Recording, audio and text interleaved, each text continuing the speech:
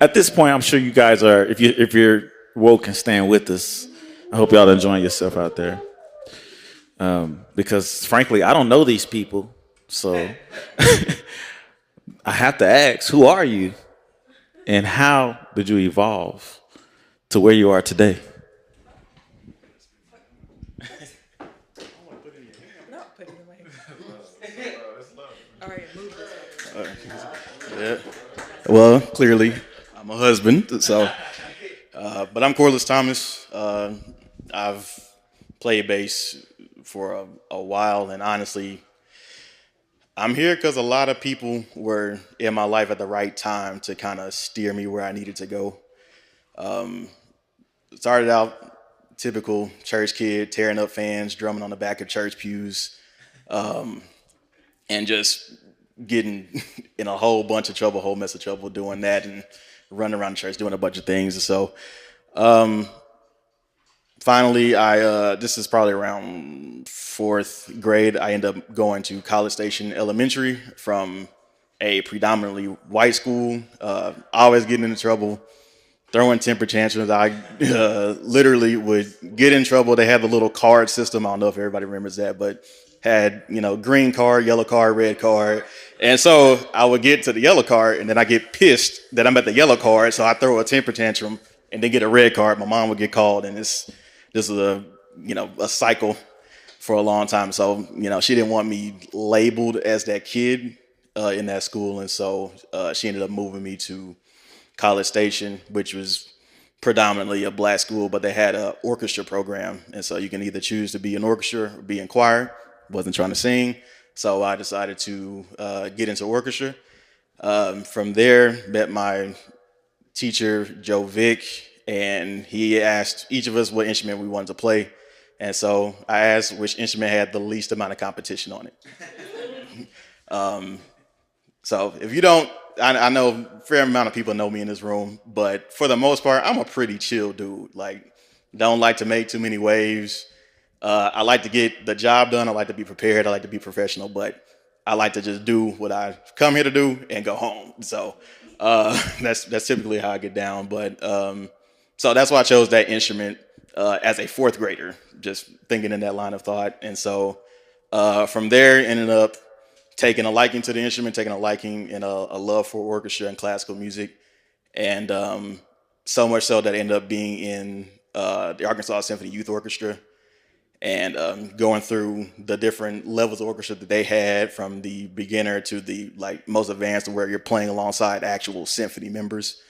And so one day my uncle was taking me to a rehearsal for that, and I was plucking the bass line to a song on the radio on the viola, and he heard me getting it note for note, and so he convinced my mom to give me my first bass. That was, I want to say, 10th grade.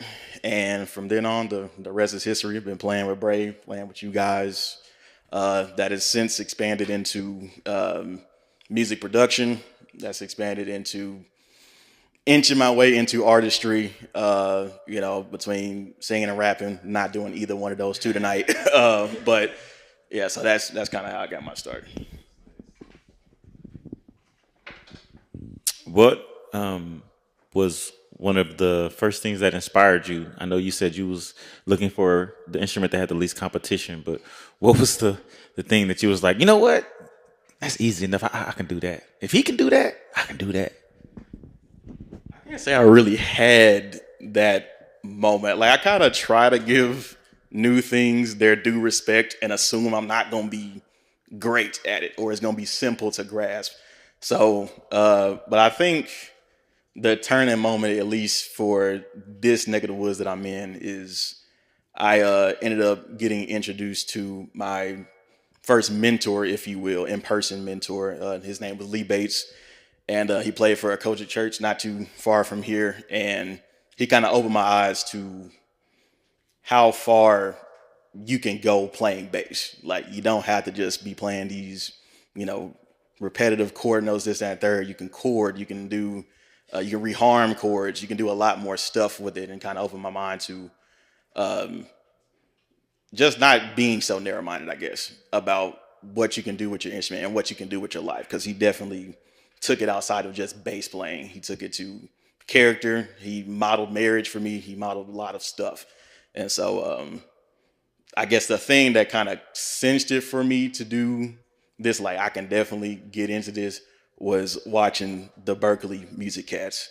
Like them dudes doing these live arrangements and just killing it, killing it. Like, you know, and yeah, definitely bringing the track to life and just doing stuff I never would have thought to do and never would have thought would be probably permissible by an artist. But like these dudes are out here doing it and they're actually going and making livings off of this stuff. And so that was kind of the first moment. It's incredible. I would say I would have to ask, and I feel like I've asked you this question before, like personally. And he already told me that this was one of his easiest questions to answer, but he didn't tell me the answer. So I want to know. I don't even remember, but who is the greatest artist? No, don't phrase it like that. You said the favorite. That's too different. Oh, okay, right. Oh, sorry, not the greatest. I'm sorry, not the greatest. Your most favorite artist. He's like, I don't want this footage to come back on me.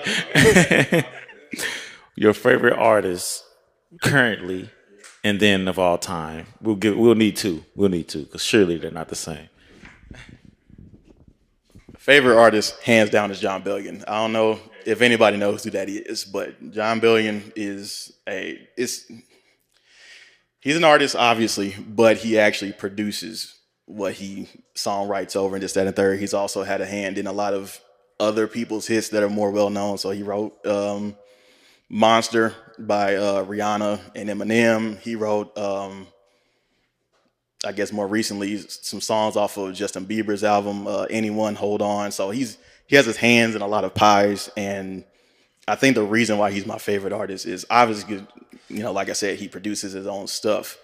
And his brain around music is crazy. But I think it's the intimate nature that he kind of approaches music with. It's not just getting off a hit. It's, you know, you need to feel each part of this. You need to feel the lyrics, but you also need to be able to feel this instrumental that I'm throwing at you. And so, those two need to be in perfect marriage with each other so that, you know, if the singer is doing one thing, there's something accenting or enhancing that somewhere in the arrangement. And so I really appreciate that aspect about him. And then I guess I don't really have an artist of all time. That's kind of a loaded, you know, thing. Can't say Michael Jackson, you know, because then people be like, "What about Prince?" And you know what I'm saying. So it's like, yeah, can I plead the fifth on that? Can I plead the fifth on that question? Okay. You sure you can go to law school? How'd you know to say that? I plead the fifth. Okay, that's incredible. Okay. Well, I have to say, what about your production do you appreciate the most, and what about your production do you look to improve the quickest? I guess I appreciate from what I've gotten from my influences, which is marrying the concept of what you're songwriting about with the arrangement, what instruments you're using, why are you using those instruments, where are they coming in, where are they fading out, and just I think it's become a lot more cerebral for me, and I'm a lot more intentional about what I'm using and knowing why I'm using that. And so I really appreciate that growth in what I'm doing.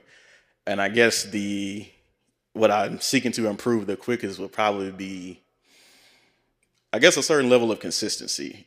And that's what I've been working on the most in terms of quality, in terms of being able to apply certain things and, you know, knowing where to put, you know, this, that, and the third. That's kind of the most important thing to me right now. Well, we all have get asked this question, and I have to ask you, take us back somewhere. Name us some places, some things that will take us back that, you know, a time and generation that pretty much is behind us now. It's gonna be food related. I gotta go there. You know, it's gonna be food related. So definitely waking up to the smells of those Pillsbury biscuits. in the morning, some bacon, some eggs. If it's a really good day, might have some French toast, some pancakes. I think in terms of maybe something more outdoorsy, is it's weird, but it's the I know the smell of when school has started. It's like I can stay. I swear, like you go outside at like 6 in the morning, it's barely just breaking into daylight, and there's just a smell in the air that people finna get on the bus and go to school, and so so that's kind of it's nostalgic for. I did not like going, obviously, other than the social aspect and then the musical aspect, but like that's super nostalgic for me. And then I guess a third thing would be would be hamburger helper. Yeah, so every we didn't have a lot of money growing up, and so the go-to meal was hamburger helper, and so I distinctly remember my mom would be cooking that. I'd be running in and outside, and of course she'll be like, pick one, stay in here or stay out there. And so eventually I'll come back inside, and since it's a Saturday, I couldn't watch normal TV until afternoon because my mom wanted me to watch like some type of Christian programming. And so I would end up watching, some throwaway stuff, Veggie Tales, Davy and Goliath, what I'm saying, stuff like, so yeah, so I would so that's kind of my three things. I'm not gonna lie to you, bro. VeggieTales is a good show. It really is. Like seriously, like it's.